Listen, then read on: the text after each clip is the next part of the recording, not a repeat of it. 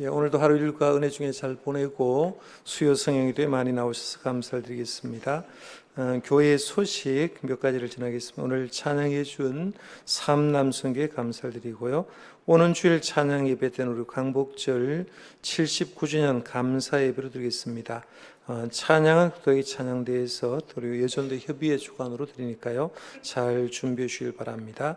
오는 주일 모임도 기하시고 또 여전도회 장학위원회 모임이 있으니까 기하시길 바랍니다. 후반기에 장학금 신청 오늘까지 우리 장학위원장 이재원 장로님께 내주시길 바라고요. 청년부 수련회가 오늘 오전 10시에 떠났습니다. 청년들 많이 갔고 또 지도하는 교역자와 부장님 또 일하시는 권사님 집사님이 또 두 분 가셔서 식사를 섬기는데 위에서 마칠 때까지 기도해 주시면 감사하겠습니다. 나머지 소식은 교회생활 삼가시고 교회를 놓고 늘 기도해 주시길 바랍니다. 지난 주일 찬양 예배 때는 우리 안수 집사의 주간 예배를 드렸습니다. 안수 집사의 주간 예배를 드리면서 제가 설교 제목을 더 멋진 안수 집사가 되려면 이렇게 주제를 정하고 우리 교회 안수 집사님이 각 부서마다 또 기관마다 얼마나 잘 섬기는지를 쭉 소개한 다음에 우리 안수 집사님이 노력해야 될 것, 우리 성도님이 같이 노력해야 될 걸 세 가지를 말씀드렸는데요. 개인적으로 노력하자라고 한 게 뭔지 기억하십니까? 개인적으로는 기도하라라고 이제 기도를 해라. 특별히 남자의 기도가 필요하다고 말씀드리면서 기도하라고 말씀드렸고요. 성도 상호 간에 노력해야 될 걸 두 가지를 말씀드렸는데 주일 지나고 한 3일 지났는데 혹시 기억할지 모르겠습니다. 두 가지 성도 상호 간에 노력해야 될 것. 첫 번째는 사랑하라라고 말씀드렸고 두 번째는 대접하라라고 했어요. 그래서 사랑하고 대접하라. 그 다음에 세 번째 교회 앞에서 함께 노력해야 될 걸 얘기하면서 받은 은사로 잘 섬기라, 받은 은사로 섬기라 했는데요. 지금 지난번에도 우리 집사 빌립에 대해서 쭉 생각하면서 받은 은사 이상으로 섬긴 걸 보게 되고 오늘 두 번째로 일곱 집사 가운데 이제 스데반에 대해서 생각하면서 스데반도 하나님께 받은 은사 이외로 많이 섬겨서 최초의 기독교 순교자가 되는 걸 보면서 오늘 스데반에 대해서 얘기를 하는데요. 스데반 이름의 뜻부터 한번 가서 한번 생각해 보겠습니다. 스데반 이름의 뜻이 뭡니까? 라고 말하면 사실 이름의 뜻은 잘 몰라요. 왜냐하면 성경에 이름의 뜻이 뭐라고 기록되지 않기 때문에 이름의 뜻을 잘 소개하지 않는데 이름의 뜻을 아는 게 성경에 굉장히 많이 도움이 될 텐데요. 스데반 이름의 뜻은 면류관이라는 이름의 뜻입니다. 면류관이라는 뜻입니다. 그의 부모가 이름을 지었겠지만 참 기가 막히게 지은 걸 봅니다. 왜냐하면 스데반은 최초의 순교의 면류관이 되잖아요. 그렇죠? 기독교 최초의 순교의 면류관을 쓴 사람이고 순교의 면류관을 쓰니까 당연히 하나님 앞에 갔을 때 영광의 면류관이 그에게 쓰여졌을 거라고 보게 됩니다. 그래서 많은 사람 앞에서 면류관이라는 이름을 가지고 있는데 면류관이 이름의 뜻이 거의 적절할 정도로 순교의 면류관을 썼고 당연히 하나님 앞에 갔으니까 영광의 면류관을 받았다. 그 성경 말씀을 사도 바울도 자기가 하나님 앞에 갔을 때 의의 면류관을 준다라고 하는데 스데반은 면류관이라는 이름의 뜻을 가졌다는 겁니다. 그다음에 두 번째 중요한 성경 구절을 얘기하면 사도행전 6장 말씀이 이제 앞부분 말씀 오늘 5절부터 15절까지 있고요. 7장 말씀에 이제 스데반의 설교 내용이 쭉 나오고 8장 말씀에도 나오고 11장 말씀도 이어지면서 스데반의 인물됨을 쭉 얘기하는데 사도행전에서 스데반에 대해서 이렇게 얘기하는 걸 봅니다. 그런데 세 번째 가족 배경을 좀 갈 필요가 있는데 가족 배경에 대해서는 성경에는 그의 가족 배경에서 대해서 얘기를 하지 않습니다. 성경에 얘기를 하지 않으니까 스데반의 가족에 대해서 우리가 알 수 있습니까? 없습니까? 성경에 얘기하지 않은 건 알 수가 없습니다. 그래서 성경에는 그의 가족에 대해서 배경을 알 수가 없는데 추측해서 알 수 있는 게 뭐냐면 스데반은 헬라화된 그리스도인이다. 왜냐하면 헬라파 기독교인들 가운데 일곱 지사가 선택되기 때문에 헬라를 사용하는 유대인이 된 거죠. 그래서 헬라화된 유대인이라 볼 수 있고 그 다음에 스데반은 좋은 평판을 가졌고 높은 교양을 지니고 있는 인물이었을 거라고 봅니다. 그러니까 예수님의 제자 가운데도 사실은 많은 사람이 있지만 주로 갈릴리 갈릴리의 시골 출신이었다면 아마 스데반은 좋은 평판도 가졌고 높은 교양을 지니고 있는 인물로서 굉장히 교양이 좀 있었던 인물로 보이고요. 그 다음에 세 번째는 스데반을 얘기할 때 하나님께 붙들린 평신도의 능력을 보여주는 거예요. 똑같이 평신도의 삶을 살아도 어떤 사람은 능력 있게 일에 사역하는 걸 보는데 스데반은 하나님께 붙들린 평신도의 능력을 보여준 사람이고, 그 다음에 스데반은 제가 아까 말씀드렸듯이 순교의 멸관을 썼다고 얘기하지 않습니까? 그러니까 생명을 바쳐서 복음을 전한 사람. 그래서 7장으로 가면 설교를 잘한 다음에 설교 잘해가지고 전도 잘해서 죽은 사람이 스데반이거든. 그러니까 생명을 바쳐서 복음을 전한 인물이다 볼 수 있는데, 이렇게 스데반의 이제 가족 배경을 모르지만 아마 비연에서 쭉 얘기했을 때 그의 배경은 이런 정도라고 볼 수 있고요. 그 다음에는 스데반은 우리 알듯이 이제 7 집사니까 사도들을 돕기 위해서 교인들에 의해서 선택된 7 사람입니다. 그래서 성도들에 의해서 선택된 거는요 굉장히 대단한 겁니다. 우리 보통 교회에서 항존직이 교인들이 투표로 통해서 되잖아요. 그게 별것 아닌 것 같지만 성도들에게 인정받았던 거기 때문에 굉장히 대단한데, 하여간 스데반은 그 정도로 가족 배경을 보고 부모도 누군지 모르고 가족은 모르지만 주님 앞에 귀하게 쓰임받던 가정이다. 그 정도만 알면 좋겠습니다. 그 다음에 네 번째 한번 가볼게요. 신약 성경은 스데반에 관해 어떻게 말하고 있는가, 이 부분부터 한번 생각해야 되는데, 우리가 스데반에 대해서 생각하면서 사도행전 6장에 드디어 이제 스데반이 나오는데요. 첫 번째 스데반을 얘기할 때 그는 믿음과 성령과 능력이 충만한 자였다라고 볼 수 있어요. 그래서 사도행전 6장 말씀 6장 3절하고 6장 5절 상반절에 보면 7 집사를 선택할 때 그 기능을 쭉 얘기할 때 이렇게 말하죠. 6장 3절 상반절에 보면 형제들아 너희 가운데서 성령과 지혜가 충만하여 칭찬받는 사람 7을 택하라고 했기 때문에 스데반도 첫 번째 인물로 들어가니까 당연히 성령 충만, 지혜가 충만하여서 칭찬받는 사람이었고요. 그 다음에 사도행전 6장 5절 상반절에 보면 믿음과 성령이 충만한 사람 스데반과 하면서 7 집사 이름을 언급하면서 스데반이 은혜와 성령이 충만했다는 얘기죠. 그 다음에 오늘 본 말씀 8절 말씀 봐도 스데반이 은혜와 권능이 충만하여라고 했고요. 10절 말씀에도 오늘 보면 스데반이 지혜와 성령으로 말미암아 그들이 능히 당하지 못하여라고 말하면서 스데반이 충만한 것들을 얘기합니다. 한번 찾아볼까요? 스데반이 충만한 것 순서대로 한번 찾아보면 첫 번째는 성령 충만한 거죠. 스데반은 성령 충만했어요.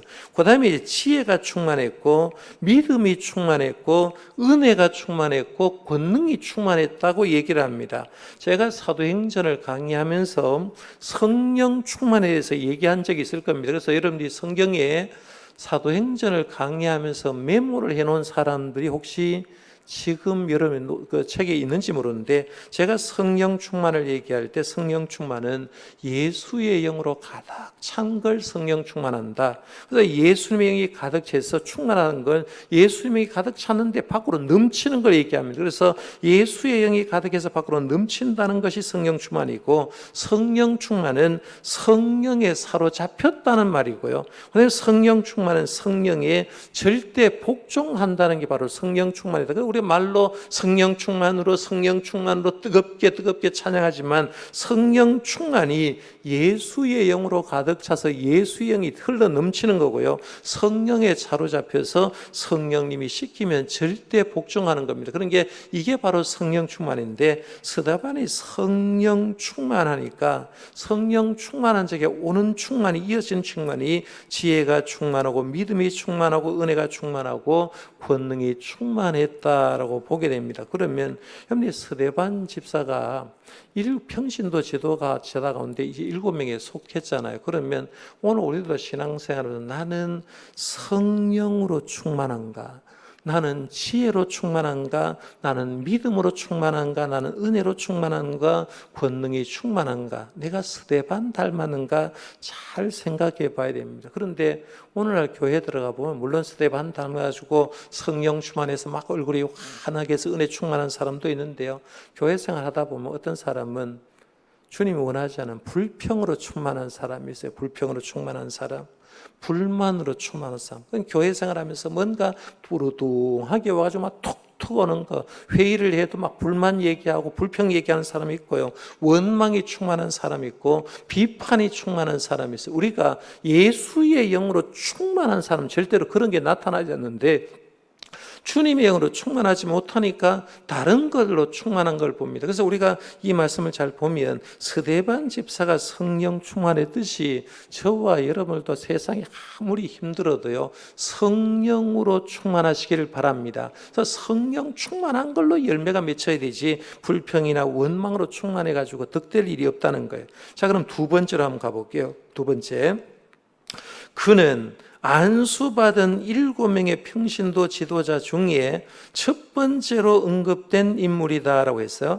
6장 5절 말씀 보면 온 무리가 이 말을 기뻐하여 믿음과 성령이 충만한 사람 스데반과 하면서 7 집사 이름을 언급합니다. 보통 우리 7 집사 하면 2 사람 정도만 기억하잖아요. 스데반과 또 빌립과라고 하는데 그 다음에 브로고로, 니가노로, 디몬, 바메나, 유대교에 입교했던 안디옥 사람 니골라라고 합니다. 아마 장로 시험을 치거나 전도사 시험을 치나 목사 시험 치면 반듯하게 나오는 게 7 집사 이름을 쓰라라고 얘기하는데요. 우리가 알고 있는 사람 주로 스데반과 빌립과 그 정도만 알고 나중에 이게 잘 모르는 걸 봅니다. 왜냐하면 그 사람들은 성경 기록이 잘 나타나지 않은데요.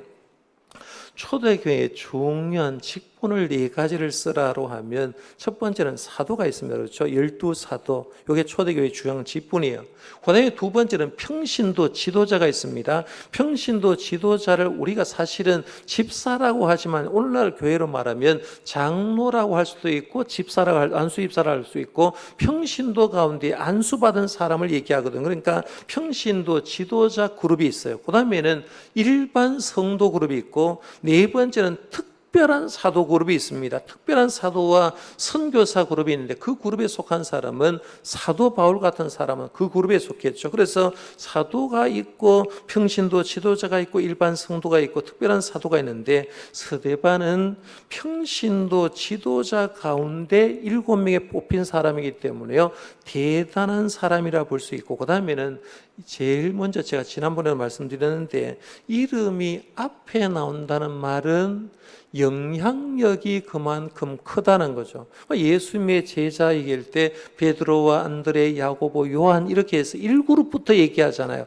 제일 뒤에 가지고 예수님의 12제자라고 하면 제일 뒤에 가면 하는 말이 가룟 유다라 했죠. 가룟 유다. 그렇죠? 예수님의 12제자인데 1그룹에 언급된 사람은 굉장히 인정받는 사람이고 마지막 3그룹에 들어간 제일 마지막 사람은 예수님을 팔아먹은 사람일 봅니다. 근데 7 집사도 한번 잘 보시면 스데반과 빌립과 1그룹에 속한 사람은 앞으로 잘 알아요. 그런데 브로고로, 니가노로, 디몬과 바메나와 유대에 입교했던 안디옥 사람 니골라라고 하는데 이 니골라는 나중에 보면 니골라당 하나님을 대적했던 니골라당의 두목이 되는 사람이 니골라거든요. 그러니까 여러분들 교회 안에서 내가 뭐 직분자다라고 해서 다 의식이 되면 안 됩니다. 왜? 직분자가 오히려 교회를 어려울 수도 있고 어지럽힐 수도 있다는 거죠. 그러니까 주님 앞에 선택받았다는 게 중요한 게 아니라 선택받았으면 그 다음에 주님 앞에서 일구로서 봉사하고 쓰임받는가 더 중요한데 평신도 제도 가운데 스데반은 1그룹에 들어갔죠. 왜 1그룹에 들어갔을까요? 여러분 그 생각해 보셨어요? 빌립이 우리가 집사 빌립을 먼저 생각했잖아요. 전도 놀랍게 잘했지 않습니까? 그렇죠? 그로 통해서 놀라운 역사가 일어났고 그의 딸도 4명 예언하는 사람이었는데 그런데 왜 7 집사 이름을 언급할 때 스데반이 먼저 나왔을까요? 그 이유는 뭘까요? 스데반은 주의의 복음을 위해서 순교의 멸류관을 최초로 썼기 때문에 그렇다는 거예요. 그러니까 순교의 멸류관을 썼기 때문에 제일 앞구리에 오는 거예요. 우리 교회 생활하면서 내가 뭐 대충 하면 되겠거니라고 생각하는데 뒤에 있다가는 주님이 네 어디서 왔노? 라고 해서 잘 모를 때가 있었다는 거예요. 그러니까 1그룹에 들어가는 게 그만큼 중요합니다. 자, 그럼 3번으로 한번 가볼게요. 그는 이제 집사로서 사역하면서 이제 일을 했죠. 그는 기사와 표적을 많이 행하였고 여러 사람과 변론하여 이겼다라고 했습니다. 그래서 오늘 본문 말씀에 보면 이제 8절에서 10절 말씀을 얘기하는데요. 이 부분 한번 같이 한번 읽어보겠습니다. 스데반이 시작. 스데반이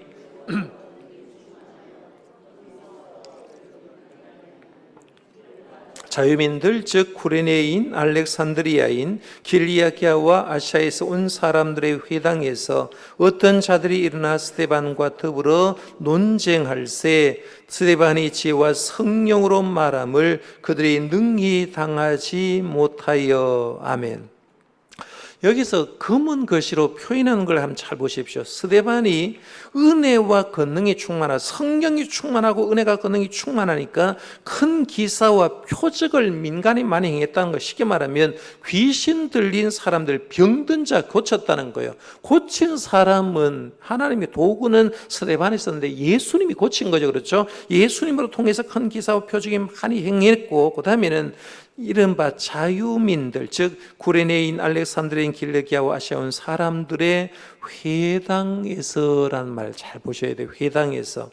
이 회당이란 말 뜻은 한 장소에서 서로 모인다는 뜻이거든요. 원래 성전 중심이었다가 이스라엘 백성이 바벨론 포로에 끌려가니까 성전이 없으니까 바벨론 포로에 끌려간 사람이 모임을 각지 마을마다 이제 회당이 구성되는데, 회당이 구성될 수 있는 인원은 성인 12명만 있으면 회당이 구성되는 거예요. 회당이 구성되는데 예루살렘 이제 오순절 성령 강림의 역사 일어나고 예루살렘 성전에 예배하러 왔다가 각 지역에 있는 사람이 올라왔지 않습니까? 그래서 이른바 자유민들, 어떤 데는 구레네 사람들, 알렉산드리아 사람도 있고 길리기아 사람도 있는데 각기 회당에 모이는 거예요. 길르기아라고 제가 이제 검은 표시를 표현했는데, 길르기아라고 제가 왜 표현했는지 아십니까? 길르기아 출신 가운데 여러분 잘 아는 길르기아 다소성의 사람을 아는 사람 있죠? 누구예요? 사도 바울이죠. 사도 바울은 아마 길리기아 사람이 모이는 회당에 모여서 예배했을 가능성이 굉장히 많고, 아시아에서 온 사람들의 회당에서 했는데, 회당에서 이제 복음을 전하는데요. 사도들은 사도의 말씀의 본업이었기 때문에 성전 중심으로 해서 말씀을 전했고, 일곱 집사는 자기가 구제하는 사역이기 때문에 회당 중심에 가서 이제 말씀을 전하기 시작했다는 거. 그래서 스데반이 이제 회당에서 말씀을 전하는데 어떤 자들이 일어나 스데반과 더불어 논쟁하기 시작했다는 거예요. 어떤 사람들이 회당에서 누군지는 몰라요. 그런데 회당에 있는 사람도 나름대로 성경 말씀에 굉장히 똑똑했던 사람이 있을 것 아닙니까? 구약의 율법에 똑똑했던 사람인데 예수를 믿고 있는 스데반과 복음에 대한 논쟁이 일어났다라고 합니다. 그래서 논쟁이 일어났는데 스데반이 지혜와 성령으로 말함을 그들이 능히 당하지 못하여라고 했어요. 성령 충만하니까, 예수의 영으로 충만하니까 성경 말씀 해석하는데 탁월하게 해석했을 거 아니에요. 그러니까 탁월하게 해석했는데, 탁월하게 해석하니까 사도 바울을, 이 스데반 집사를 당할 길이 없었다는 거죠. 그런데 여러분 주의해 보셔야 될 게 뭐냐면 논쟁이란 말입니다. 논쟁이란 말. 논쟁하게 되면 항상 어떤 토론을 해서 저 사람이 논쟁에서 승리했다, 저 사람이 패배했다는 것이 나누어진다는 겁니다. 그러니까 예를 들어서 토론하다가 이런 사람은 이 생각이고 저런 사람은 생각이 있어서 네 생각은 이렇고 나의 생각이 있다, 그래서 끝나면 되는데, 논쟁해가지고 이게 바르다라고 바른 사람은 이긴 거고, 논쟁을 했는데 피한 사람은 어떤 생각입니까? 사람은 자기가 어떤 것에 졌다라고 하면 졌는 대로 아이고 내가 부족하구나, 연구를 좀 더 해봐야 되겠구나 라고 생각하는 사람은 인격이 좀 된 사람인데요, 논쟁에 지면 이긴 사람 보고 그래 두고 보자 이런 말 안 할까요? 제가 여러분에게 한번 말씀드린 적이 있어요. 제가 가까이 경주에서 가까이 같이 했던 이제 목사님 가운데 지금은 이제 청송에서 목회를 잘하고 있습니다만, 그분이 전도사 시절에 안동에 가면 이제 도산서원 지나면 온해라는 지역이 있다고 했어요. 온해 온천이 나서 이제 뜨거운 물이 나서 온해라는 지역이 있는데, 온해 교회가 있어요. 거기서 이제 담임 전도사님을 사역하는데 장로님하고 논쟁이 하나 벌어지는 게 있었다고 했잖아요. 그게 뭐냐면 오소리하고 너구리가 같은 거냐 다른 거냐, 이것 가지고 논쟁이 벌어진 거예요. 제가 여러분에게 물어볼 수 있잖아요. 오소리하고 너구리는 다른 겁니까 같은 종류입니까? 이게 물어볼 수 있어요. 잘 모르죠. 그렇죠. 오소리를 본 적도, 오소리 기름이란 말은 들어보셨을 거 그렇죠. 시골 사람 오소리 너구리인데, 오소리와 너구리를 가지고 이제 장로님과 논쟁됐는데, 장로님은 주장하기를 오소리와 너구리는 같은 종류다라고 얘기를 했어요. 목사님은 아니다, 오소리는 오소리고 너구리는 너구리다, 이렇게 된 겁니다. 논쟁이 계속되니까 이제 증명을 해야 되니까 목사님 이제 사전을 찾고 막 자료를 찾아가지고 보십시오, 여기 오소리는 오소리고 너구리는 너구리지 않습니까? 라고 했어요. 목사님이 이겼죠. 그렇죠. 증명이 됐으니까. 증명이 됐는데 그 증명하고 나서 교회를 쫓겨난 사람 누굴까요? 네? 누가 쫓겨났을까요? 장로님이 쫓겨났을까요? 목사님이 쫓겨났을까요? 목사님 바른 소리 했다가요, 그 장로님한테 밑비어가지고 쫓겨나가지고 온 게 제가 경주에 있을 때 같이 부목사로 섬겼던 분이에요. 그래서 제가 그걸 보면서 너구리는 너구리고 옥소리는 오소리도 같은 뭐 어떻고 틀리고 어떻고 왜 장로님하고 논쟁을 그렇게 했냐는 거예요. 우리는 논쟁이라는 게 어떤 사람하고 말싸움을 하거나 토론을 해가지고요, 이긴들 어떤 거 진들이 어떤 거. 근데 문제는 뭐냐면 오늘 말씀에도 이제 그 스데반은 논쟁에서 이길 수밖에 없는 게 뭐냐면 예수님의 영이고 그것이 복음이기 때문에 이겼는데, 문제는 진 사람들이 그냥 있지 않았다는 거예요. 그게 그 다음 문제로 넘어갑니다. 4번으로 한번 가볼게요. 사내들은 공회 앞에 선 스데반이 있는데, 논쟁에서 진 사람들이 드디어 사람을 매수해서 사내들인 앞에 이제 스데반을 고발하기 시작합니다. 사도행전 6장 11절에서 14절 말씀 보십시오. 사람들을 매수하여 말하게 하되 이 사람이 모세와 하나님을 모독하는 말을 하는 것을 우리가 들었노라 하게 하고, 백성과 장로와 서기관들을 충동시켜 와서 잡아가지고 공회에 이르러 거짓 증인들을 세우니, 마치 스데반이 죽은 걸 잘 보면 예수님이 돌아가신 것하고 거의 같은 그 유형을 통해서 거짓 증인을 세우고 거짓 판단을 받아서 세우는 걸 보는데, 거짓 증인을 세우니 이르되 이 사람이 이 거룩한 곳과 율법을 거슬러 말하기를 마지 아니하는도다라고 말하면서 성전 문제하고 율법 문제로 이 스데반이 지금 이상한 소리를 하고 다닌다, 이 얘기를 하는 겁니다. 그래서 이 거룩한 곳 성전과 율법을 거슬러 말하기를 마지 아니한도다. 그의 말에 이 나사렛 예수가 이곳을 헐고 또 모세가 우리의 전에는 규례를 고치겠다 함을 우리가 들었노라 하거늘 했는데, 성전 문제를 가지고 그 사람들이 들고 일어선 게 뭐냐면 예수님이 이곳을 헐라고 했다고 한다 이런 거예요. 근데 예수님은 너희가 이 성전을 헐라 내가 살 만에 다시 일으킨다고 했지, 너희가 하려고 했지 예수님이 하려고 한 적이 없잖아요.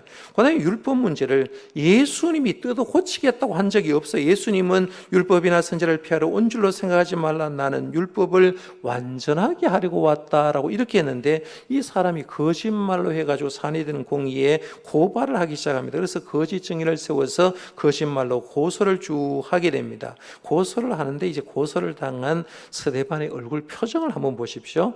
5번에 한번 갑니다. 사내들은 공회 앞에 선 스데반의 표정입니다. 사도행전 6장 15절에 보면 공회 중에 앉은 사람들이, 여기서 공회 중에 앉은 사람은 스데반 편이 있어요 없어요?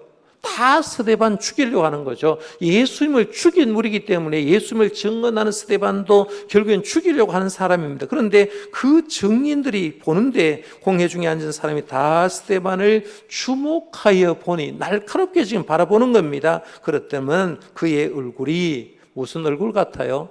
천사의 얼굴과 같더라고 해서, 요게 사랑하는 사람을 보면 저 사람하고 내하고 같으면요 다 이뻐 보여.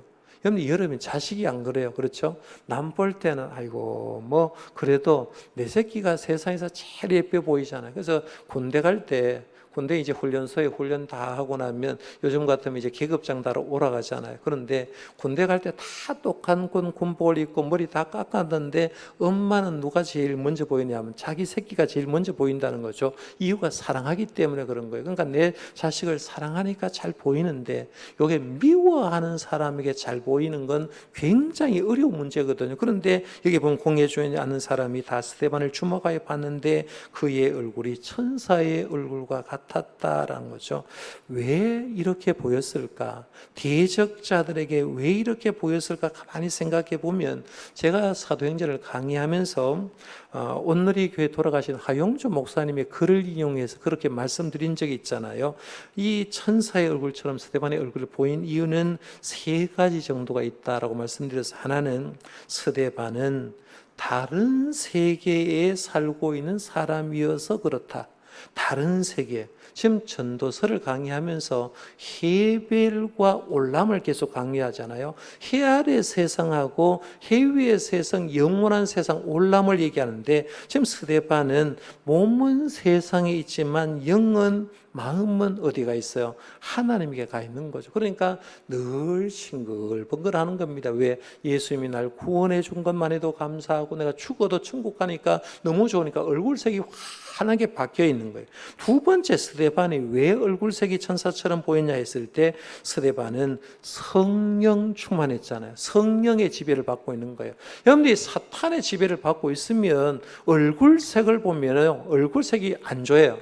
여러분들이 요즘 계속해서 이제 요즘은 좀 청문회 때를 하는데, 어떤 이제 그 대통령 영부인에게 명품백 줬는 목사 얘기가 있잖아요. 좀 말하기에 거론한데, 목사 얘기를 하면서 그 사람이 진짜 목사냐라고 할 때, 사실은 목사세계에서는 저 사람이 진짜 목사가 아니라고 얘기합니다. 왜냐하면 진짜 목사라면 그렇지 않다라는 조목조목 쭉 되면서 이 사람은 이렇게 해서 진짜 목사가 아니고, 그 다음에는 북한에 들락나락하는 사람들을 치고는 진짜 목사가 없다는 거죠. 왜냐하면 북한에 사는 계략들은요, 북한에 갔다가는 절대로 북한을 찬동하게 만들기 때문에 그렇게 만들어버린 거예요. 그런데 그 중에 하나가 뭐냐면, 그 목사의 얼굴은 목사의 얼굴이 아니다. 거기에 보면 거기에 전혀 영광스러운 빛이 나는 것도 아니고 목사처럼 보이지 않고 꼭 보면 사탄 마귀처럼 보인다라고 그렇게 주장하는 그룹이 있어요. 물론 얼굴 가지고 얘기할 수가 없습니다만은, 아브라함 링컨이 명언을 남긴 것 중에 하나가 뭐냐면,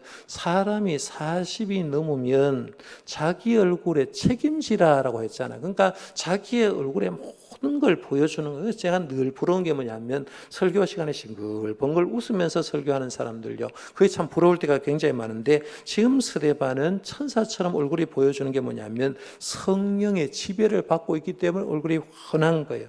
그 다음에 세 번째는, 스데반이 왜 얼굴이 이렇게 충만하냐, 얼굴이 천사의 얼굴 같냐 하면, 이미 스데반은 자신을 재판하는 사람들을 용서하고 있기 때문에 그렇다는 거죠. 이미 너희들이 나를 아무리 죽여도 나는 주 안에서 너희들 용서해 버린다고 얘기한 거예요. 그러니까 우리가 보통 얘기할 때, 헬라 여러분 다른 건 몰라도 제가 여러분에게 늘 한 게 카리스라는 말을 했어요. 카리스, 은혜란 말이죠. 그렇죠? 은혜 받은 자에게는 성도에게 특별한 은사를 하나씩 주는데, 은사를 가지고 카리스마라고 했잖아요. 그렇죠? 최민수만 카리스마가 있는 게 아니라 모든 사람이 카리스마가 있어요. 그렇죠? 카리스마가 있어요. 카리스마가 있는 사람에게는 그 다음 단계가 있는데, 카리스마니가 있어요. 카리스마니. 이 카리스마니가 뭐냐면 용서란 말이거든요. 내가 하나님께 은혜를 받았어. 그리고 은사를 받은 사람, 그 다음에 카리스마니로 가는데, 그 은사를 받는 사람은 저 사람이 어떤 죄를 지어도 용서해 주는 겁니다. 용서가 되면 아무리 내한테 잘못해도 용서 안 해주면, 아이고 저 집사 한번 보자, 네가 이기나 내가 이기나 한번 보자, 그러면 인상이 가는 거예요. 그런데 사람이 살다 보면 그런 잘못할 때도 있지. 내가 너를 용서하노라라고 카리스마니를 딱 하면 얼굴이 환하게 보이는 거죠. 그러니까 용서를 한 사람하고 용서하지 못한 사람의 얼굴색이 바뀌어버린, 그러니까 천사의 얼굴과 같았다라고 얘기하는데요. 여러분이 제가 천사의 얼굴 얘기할 때 여러분이 늘 보셔야 될 게 뭐냐면, 여러분 자신의 얼굴을 봐야 되는데, 그걸 보면서 눈썹 잘 그려졌냐, 뭐 요 정도만 보려고 하지 말고요, 얼굴에 광채가 나느냐, 천사의 얼굴처럼 보이냐는 거예요. 옆에 사람 한번 보실래요? 천사 얼굴 같습니까? 옆에 사람 한번 얘기해 볼래요? 천사의 얼굴 같습니다. 한번 얘기해 보십시오. 예. 예. 미웠는데 아직 보기도 싫어하는 사람이 있어요. 예. 우리가 사실은 예수 믿는 사람이요, 목사 같으면 예를 들면 이런 거예요. 목사가 어디에 가도 당신 목사지요란 말 들으면 성공한 거죠. 그렇죠? 그렇잖아요. 목사를 보고 어디 가도 당신 목사처럼 보인다 하는데, 목사가 하는데 형사처럼 보인다고 하죠. 문제잖아요. 목사처럼 보여. 얼굴이 훤하게 보여야 돼요. 여러분도 마찬가지예요. 내가 좀 인상이 안 좋은 사람도 인상을 자꾸 좋게 하려고 해야 돼. 내가 은혜를 받았으면 자꾸 인상이 좋아지는 거예요. 자, 그럼 뒤로 넘어가 보겠습니다. 6번째입니다. 이제 공회 앞에 갔어요. 공회 앞에 갔는데 오늘 말씀 7장 1절 말씀 아까 본문에 이어서 한번 보십시오. 7장 1절에 보면 이렇게 말하는 제사장이 이르되 이것이 사실이냐, 거짓 증인들이 와가지고 성전 문제, 율법 문제를 가지고 고발하니까 이것이 사실이냐라고 얘기를 했더니만, 그러니까 이제 스데반에게 얘기할 수 있는 기회를 줬습니다. 그래서 스데반이 이르되 여러분 부형들이여 들으소서라고 얘기하면서 드디어 설교 변호를 하게 합니다. 내가 지금까지 예수님에 대해서 얘기를 했는데 이런 증거를 가지고 얘기한다고 얘기했는데요, 2절부터 시작해가지고 쭉 해서 53절까지 설교의 결론까지가 나오는데, 이 설교를 하는데 얼마나 조목조목 잘하는지요. 창세기부터 시작해서 말라기까지 그 짧은 시간에 요약을 다 해버립니다. 오늘 우리들에게 복음을 요약해 보십시오라고 하면 요약 못할 사람 많거든요. 그런데 스데반 집사는 이미 굉장히 똑똑했는 사람이고 성령 충만하니까 그렇게 요약한 다음에 마지막으로 설교의 결론을 지었습니다. 한번 읽어볼까요? 결론 보면 7장 51절로 쭉 한번 넘어갑니다. 한 장 넘어가서고요. 7장 51절에서 53절 한번 보겠습니다. 7장 51절에서 53절 화면에 안 뜨니까요, 소리를 넣고 성경을 같이 한번 보면서 읽어보겠습니다. 시작.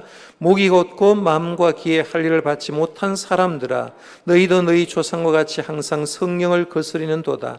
너희 조상들이 선자들의 중에 누구를 박해하지 아니하였느냐. 의인이 오시라고 예고한 자들을 그들이 죽였고 이제 너희는 그 의인을 잡아 준 자요 살인한 자가 되나니 너희는 천사가 전한 율법을 받고도 지키지 아니하였도다 하니라. 아멘. 여기 보면 설교의 결론은 폭탄 선언입니다. 쉽게 말하면 너희들 성령 거슬렸다, 너희들 예수 죽인 그 책임이 너에게 있다라고 말하면서 너희들은 율법을 중요하시게 하면서 왜 율법 안 지켰냐라고 얘기를 합니다. 그러니까 그들에게 너희들이 지금 내 말을 듣고 하나님 말씀대로 안 듣는 거 너에게도 책임이 있다라고 얘기를 합니다. 책임이 있으니까 결국에는 그들의 반응을 한번 보면 54절 한번 가볼까요?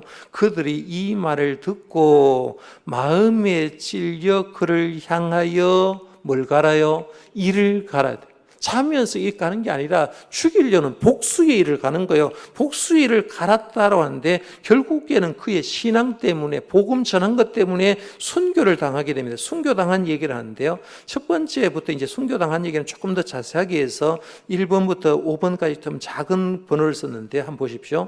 설교를 듣는 자는 격렬히 분노했고 잔이 무도함을 드러냈다. 미친 개처럼 보였다는 것. 그 다음에 두 번째는 스데반은 그때 전혀 다른 어떤 것을 봤다고 했어요. 55절, 56절이 사실은 스데반이 순교를 당하는 결정적인 이유입니다. 55절, 56절인데 여러분 제가 한번 읽어볼게요. 스데반은 그때 전혀 다른 것을 봤다. 뭘 봤냐? 스데반이 성령 충만하여 하늘을 우러러 주목하여 하나님의 영광과 및 예수께서 하나님 우편에 서신 것을 보고 있는데, 지금 스데반이 성령 충만하니까 헤벨의 세상에서 뭘 봐요? 올람의 세상, 하늘의 세상을 보는 겁니다. 보는데 하나님의 영광을 보고 예수께서 하나님의 우편에 서 있는 것을 보았다. 그 다음에 3번으로 갑니다. 스데반은 그가 영광 중에 본 것을 산에 든 의원과 모든 사람이 들을 수 있도록 말했다. 말하되 보라, 하늘이 열리고 인자가 하나님 우편에 서신 것을 보노라 한대. 제가 사도행전 강의할 때 보고, 보라, 보노라 이 세 마디를 강조했거든요. 보고 내가 봤다는 거예요. 내가 봤다. 그리고 사람들에게 너희들도 봐라. 그리고 지금 하나님 우편에 서인 걸 보노라라고 하면서 지금 현재도 하나님, 예수님이 하나님 우편에 온 것을 봤다는 거예요.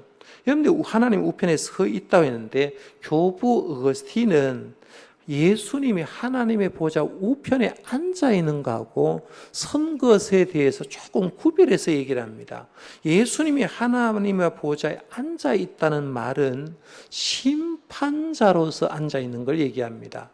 여러분 재판하는 걸 잘 보시면, 재판장에 이제 뭐 직접 가보신 분도 계시지만 드라마에 보면 재판장은 항상 자리에 앉아 있죠, 그렇죠? 그런데 변호사들은 항상 앉아 있는 게 아니라 서서 변호를 하죠. 그렇죠? 그래서 오늘 본문 말씀에다 보면 예수님이 지금 하나님의 우편에 어떻게 있어요? 앉아 있어요? 서 있어요? 앉아 있는 게 아니라 서서 있다는 거예요. 서서 있다고 하는 이유는 뭐냐면 지금 스데반을 변호하고 중보해 주려고 하는 거예요. 그러니까 예수님이 서 있다고 말한 것은 중보자와 변호자의 모습이고 예수님이 하나님의 우편에 앉아 계시다. 우리 사도신경으로 신앙 고백할 때는 예수님이 거기로부터 하나님의 보좌 우편에 앉아 계시다가 심판자로 계시다가 라고 했잖아. 근데 예수님이 서 있다는 말은 변호자, 중보자로서의 모습을 하시다고 그렇게 하는 거예요. 그래서 이제 그 얘기를 하니까 군중들의 반응은 한결같이 분노를 했다. 분노를 했는데 법정 기간에 가지도 않고 그 말씀 쭉 보면 성스데반 문이라고 불리는 거기에서 그들에게 돌을 던져서 높이 3.6m 정도의 돌 무더기를 만들어 놓았다. 생사람을 죽여버리고 거기에다가 양의 문 앞에 스데반의 문이 있잖아요. 거기에다가 돌 무더기를 만져서 죽여버렸다는 거죠. 스데반은 그의 관습대로 죽었습니다. 그런데 스데반은 돌에 맞아 죽으면서 말을 한마디 합니다. 그렇죠? 59절에서 6절에 보면 이렇게 말합니다. 확신에 참 말을 하여 그들이 돌로 스데반을 치니 스데반이 부르짖어 이르되 주 예수여 내 영혼을 받으시옵소서. 예수님이 가상 칠언할 때도 이 말씀하셨죠. 무릎을 꿇고 크게 불러 이르되 주여 그 이 죄를 그들에게 돌리지 마옵소서 이 말을 하고 자니라. 스데반의 얼굴이 천사처럼 보인 것 중에 하나가 그들을 용서했기 때문이라고 했잖아요.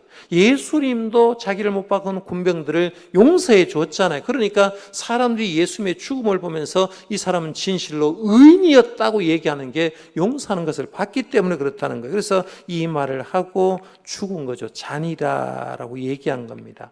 예수님의 돌아가신 그대로 스데반도 돌아가신 걸 보게 됩니다. 그래서 스데반은 복음 증거하다가 복음을 증명하다가 돌에 맞아서 멀쩡했던 사람이 그냥 한순간에 3.6m의 돌무더기 솥에서 그게 무덤이 되었다라고 얘기를 합니다. 스데반이 돌에 맞아 죽었다라고 얘기하면 헤벨의 관점에서 보면 참 허무하잖아. 그렇죠? 예수 잘 믿으면 멋지게 죽어야 될 거 아니에요. 그렇죠?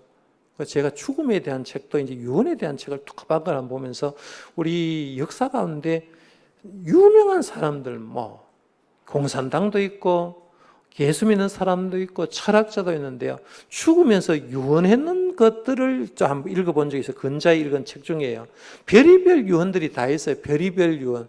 별 유언은 다 있는데 사실은 우리가 헤벨의 관점에서 보면 스데반을 죽음을 보면 너무 허무하잖아요. 근데 우리가 예수를 믿었는데 마지막에 돌에 맞아서 어디 선교하러 갔는데 스리랑카 가는 그날 동네 사람들이 와가지고 돌을 던져가지고 머리 맞아 죽었다. 허무한 죽음처럼 보이잖아요. 그런데 올람의 관점에서 보면 스데반의 죽음은 굉장히 아름다운 죽음이 됩니다. 왜냐하면 스데반은 죽음으로 끝난 게 아니라 그의 죽음을 이어서 아름다운 신앙의 열매가 한 사람이 맺혀지죠. 그 사람이 누구냐 하면 사울이란 사람입니다. 오늘 말씀도 한번 잘 보시면 사울이 나와요. 58절에 보면 7장 58절 성 밖으로 내치고 돌로 칠세 증인들이 옷을 벗어 사울이라는 청년의 발 앞에 둔이라 사울이 나오고 아까 회당에서 복음을 증거할 때도 길리기아 사람이 있는 회당이 있다라고 했는데 거기서도 복음을 증거하는데 결국에는 스데반 죽음으로 변화되는 한 사람이 있죠. 물론 변화는 하나님이 시켜주고 예수님이 시켜줍니다마는 스데반의 죽음으로 사울이란 아름다운 인물이 열매가 맺혀졌고 그의 순교의 피가 순교의 결실을 냈는데 그 사람이 바로 누구냐? 사도 바울이다. 스데반 죽고 사도 바울이 있으니까 사도 바울을 통해서 복음이 증거된 걸 보면 소아시아와 유럽까지 다 복음이 증거되잖아요. 그러니까 한 사람이 통로가 되는 거예요. 오늘 우리들도 마찬가지입니다. 우리가 영원히 하나님 일 못합니다. 그런데 내가 어떤 매개체가 되어서 역사가 일어나는 걸 딱 보면 이 사람을 통해서 어떻게 역사가 일어나는 걸 잘 보시면 하나님은 이렇게 일하시고 있구나라는 걸 볼 수가 있다는 거죠. 그래서 스데반의 모습은 결코 사라지지 않고 영향을 끼쳤다. 오늘 우리들도 마찬가지예요. 예수 믿고 저 사람 좀 허무하게 죽은 것 같은데 가만히 뒤에 보면 엄청난 영향이 미쳐질 수 있다는 거예요. 그걸 볼 수 있으면 올람의 세상을 조금 볼 줄 아는 사람인 거예요. 자, 그럼 다섯 번째로 한번 갑니다. 이제 정리를 해보겠습니다. 오늘 배울 수 있는 교훈은 무엇인가? 믿음이 충만한 사람은 스데반과 같이 하나님의 능력을 소유할 수 있습니다. 오늘 우리들도 능력은 주께 있기 때문에 주님 앞에 믿음이 충만하면 능력을 소유할 수 있고, 두 번째, 하나님의 말씀을 잘 아는 것은 종교가에게까지도 확신을 가져다 줄 수 있다. 그러니까 내가 믿음으로 있으면 사도 바울 같은 경우에는 스데반이 사도 바울을 변화시킬 수 있는 그런 역사가 일어나죠. 그래서 스데반은 말씀에 능통했다. 종교가에까지도 확신을 가질 수 있고, 세 번째, 순교당한 평신도는 복음을 확장시켰습니다. 빌립 집사를 통해서도 복음이 확장되고 스데반을 통해서도 복음이 확산시켰죠. 스데반의 신실한 증거 덕분에 우리는 오늘날 바울의 서신을 읽을 수 있다. 스데반이 죽었기 때문에 사도 바울이 회심하게 되고 사도 바울 때문에 사도 바울의 서신이 있는 거예요. 네 번째, 우리는 그리스도를 위해서 비난이나 핍박까지도 결코 두려워해서는 안 된다. 비난은 주님의 사역에서 확실한 성공의 표시이다. 우리가 하나님의 일을 하면서요, 내가 반듯하게 믿음 생활하면 반듯하지 않은 사람이 나를 비난을 합니다. 그런데 그 비난이 잘못된 비난이 아니라는 겁니다. 그래서 그걸 두려워하지 말라는 거예요. 그 다음에 다섯 번째입니다. 사람이 죽을 때 같이 죽지 않는 게 있다. 그게 뭐냐면 인격입니다. 인격이요. 인격은 사람이 죽을 때 같이 죽지 않는다. 그의 영향은 계속 살아있는 것이다. 스데반은 오늘까지 우리와 함께 하나님의 말씀 안에서 그의 신앙 내용을 읽은 수백만의 독자들과 함께 살아가고 있다. 예수님의 돌아가심을 스데반이 알고 있으니까 스데반도 예수님 닮아갔잖아요. 스데반 죽음을 제대로 하니까 오늘 우리들은 스데반을 닮아가는 거죠. 이런 인격이 계속 영향이 미쳐지는 것. 그 다음에 여섯 번째, 이제 마지막에 갑니다. 그는 사도나 교황이나 전도자는 아닌 평신도였지만 최초의 기독교 순교자가 됩니다. 12사도가 먼저 순교자가 된 게 아니라 7 집사 중에 한 사람 스데반이 순교자가 되었다. 예수님이 그를 영접하기 위해서 하나님 우편에 서 계신다. 하나님 우편에서 변호하시다가 죽으니까 예수님이 어떻게 해요? 두 팔 벌려서 스데반 갔을 때 어떻게 해줬을까요? 고생했다. 안아줬잖아. 제가 늘 쓰는 표현도 이랬어요. 우리가 가는 마지막에 예수님이 서 계신다면 그 삶이야말로 성공적인 삶이다. 내 마지막에 주님이 서서 고생했다라고 인정해 주면 그것은 바로 성공했다는데요. 오늘 이제 스데반 얘기를 쭉 생각해 보면서 저와 여러분들도 배울 것이 굉장히 많습니다. 스데반은 평신도 지도자였다는 걸 여러분 생각하시고요. 지금도 여러분 하나님 일하는 사람들은요, 목회자 가운데도 훌륭한 사람 많지만 평신도 지도자 가운데도 주의 일 잘하는 사람 굉장히 많습니다. 우리가 인문학 콘서트 이제 10월 달에 강의하고 있습니다만은 서울 소망교회 장로님 같은 분도 평신도 지도자였는데 하는 일들 보면 얼마나 잘하는지 몰라요. 그런 걸 보면서 도전을 받아야 돼요. 나도 주님 섬기면서 주님 기뻐하는 일을 저렇게 남겨야 돼 생각하고요. 오늘 우리 시대의 스데반이 누구냐 물었을 때 얼굴의 모습도 우리 하는 행위도 저와 여러분이 스데반의 삶을 살아가려고 노력하는 저와 여러분들 되시기를 바랍니다. 우리 오늘 말씀 생각하면서 우리 찬송 한번